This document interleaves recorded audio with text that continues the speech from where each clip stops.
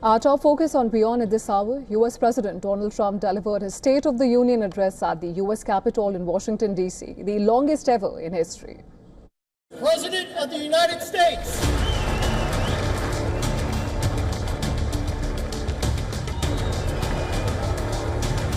Thank you.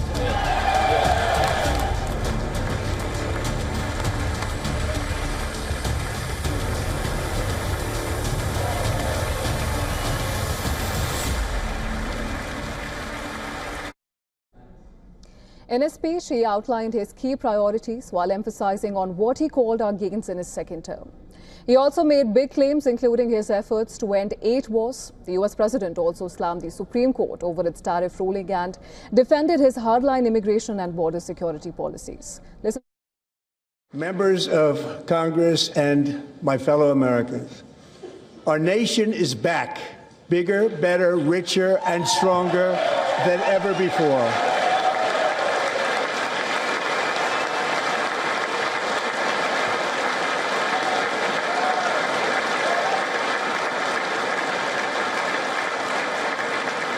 Less than 5 months from now, our country will celebrate an epic milestone in American history, the 250th anniversary of our glorious American independence. This July 4th, we will mark 2.5 centuries of liberty and triumph, progress and freedom in the most incredible and exceptional nation ever to exist on the face of the earth. And you've seen nothing yet. We're going to do better and better and better. This is the golden age of America. The United States military obliterated Iran's nuclear weapons program with an attack on Iranian soil known as Operation Midnight Hammer.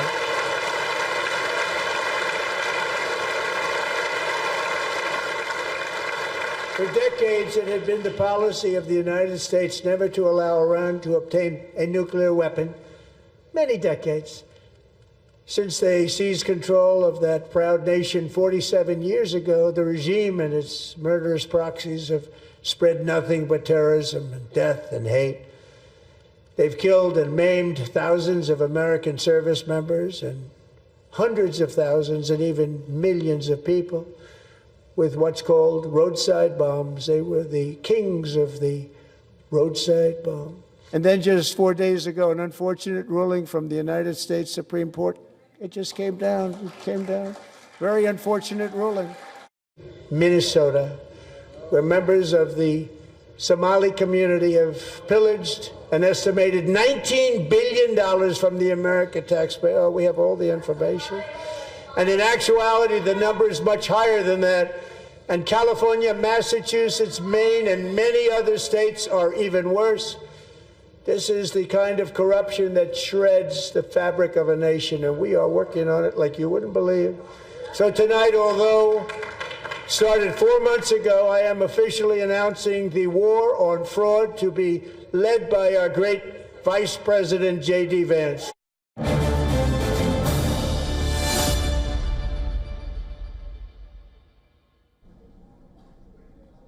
And for more on this, we're now being joined by Jennifer Ewing. She's a spokesperson for Republicans Overseas UK. We also have with us Dr. Walter Stanzel. He's the former German ambassador to China and senior distinguished fellow at SWP, Stiftung Wissenschaft und Politik, German Institute for International and Security Affairs. Thank you so much both for joining us on the broadcast. Welcome. Thanks for having me. Now, President Trump delivered a full-throated defense of his first year back in office in his State of the Union address, touting his record on immigration, the economy, tariffs, and a lot more. Dr. Stanzel, let me start with your take on the address. Do you think President Trump was adequately able to address the concerns of the U.S. citizens? I think he tried to meet the concerns and the hopes of his bases, and that is what he did with his State of the Union speech last year as well, which also was at the time, I think, the longest speech ever held in this circumstance. It qualifies this time, like last year, I think, as a usual Trumpian campaign speech, which is proven by the fact that he started it actually by having the ice hockey team that won gold medal at the Olympics present in Congress, and as a proof of American valiance and strength. So I think this was very much a campaign show, and as such, I also think that it may be very successful. It is not what you would rather have as a campaign speech, developing arguments and, as you said, countering critics. That was not, I think, however, the intention at all. Right, and Dr. Stanzel, while the presence of the hockey team was, noted by everyone, the absence of the women's team was also something that has raised a lot of eyebrows. Who very politely declined to attend the address because of a remark that Trump made about being impeached. Now, having said all of that, now I want to come to Jennifer and to see if you would agree with Dr. Stanzel's assessment of it. And if not, what were the issues that, Jennifer, you think that required a more concentrated focus or defense perhaps from the administration? Sure. So I agree with Dr. It definitely was speaking to his base, which, believe it or not, he needs to do a little work on because his ratings with Republicans have gone from 90% to 82%. And the entire point in this will be to drive people out to the midterms. So I think it worked with the base. It was really patriotic, and he listed off quite a few wins, if you will. And that's what people will like to see. I also liked the fact that, unlike the previous administration, Joe Biden, where they gaslit the people into telling them that the economy was better than it was, when people will tell you, no, we don't feel that way. He didn't do that. He said, gas is cheaper, inflation's moving in the right direction. We've given the middle class some of the biggest tax cuts. However, there's still more work to do, and a lot of these policies need to work their way through the system. So I was happy to see his comments that, this is where we are, this is what we've done, this is what we've had to work with, and this is where we hope to go from here. So that I think is going to speak to independents who are 45% right now, believe it or not. 45% of Americans identify as independents, and those are the people that are going to be deciding the midterms. Right. Jennifer, as you've rightly pointed out, the address has come at a time when the ratings are at their lowest for Trump administration. And while he was speaking to his base, there have been a lot of, inconsistencies that have come to light, and especially for the state of the economy and also about the overstated inflation that he inherited from the Biden administration. How do you respond to all of that? Jennifer, I'd like you to take this one. Oh, sorry, I thought you were talking to. So, well, with regards to the Biden administration, when, we saw that when he left office, that was at high single digits. And I believe it's now, somewhere around the 1. So nobody's going to argue with you that inflation is not moving in the right direction. I think what people will have a problem with is simple things like going to the grocery store. Food is still very, very expensive. I know I was in California, where I grew up, over Christmas for a few weeks. You can't believe how expensive groceries are. There's a lot of work to do on that. And yet he said, I'm going to be working on things like the cost of housing, the cost of non-gasoline energy. Gas, again, is at very low numbers. Nobody will argue with that. And that's not small because of the amount of, the amount of times Americans spend driving. But there is still other work to do. And obviously, a lot of these tariffs, which, are in the news quite a lot recently because of the changes with the emergency exception for the Supreme Court, is these tariffs do take a while to work their way through the system. So no, I think while not perfect, things are moving in the right direction. We hear you, Jennifer. Now, Dr. Stanzel, apart from this, Trump has also falsely claimed that U.S. has secured an $18 trillion in investments. Now, how do you think these glaring inconsistencies are going to resonate with his base and also the opposition, given that the midterms are just 9 months away from now? Yes, that indeed is very much a problem that he's facing. And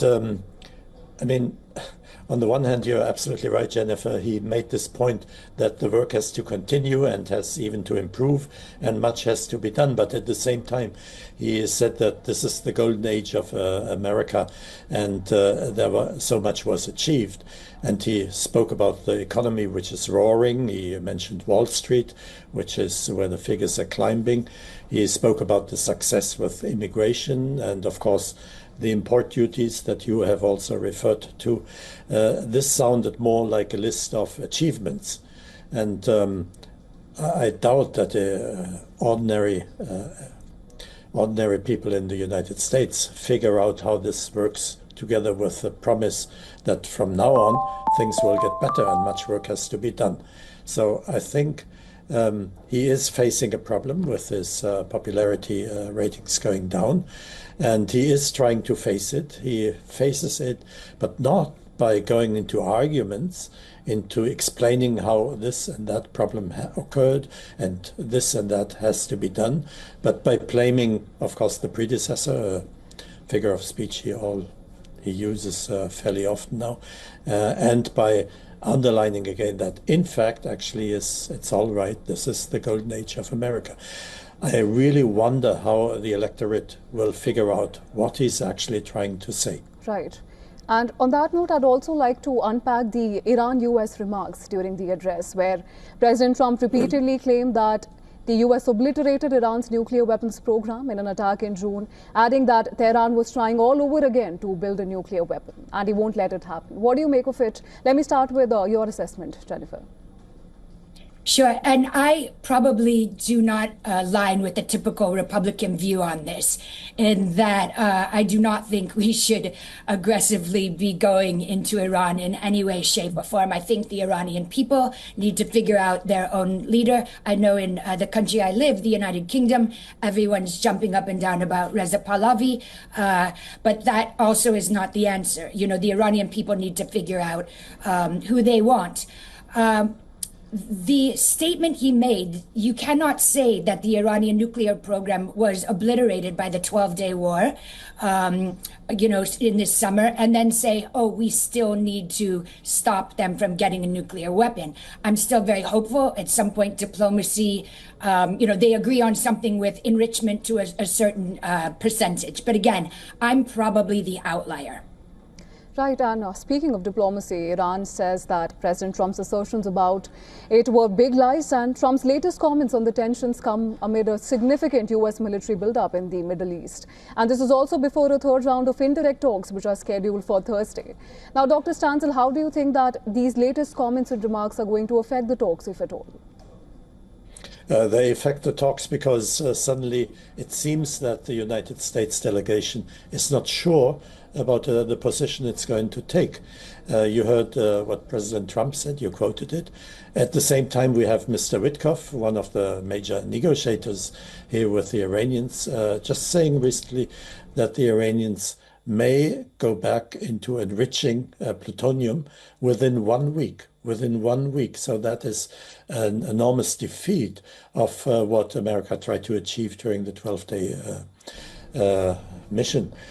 And at the same time, I think that many people who follow the negotiations are fairly sorry that the agreement that was signed in 2015 after 12 years of negotiations with the United Nations and with Iran on Iran foregoing development of plutonium enrichment.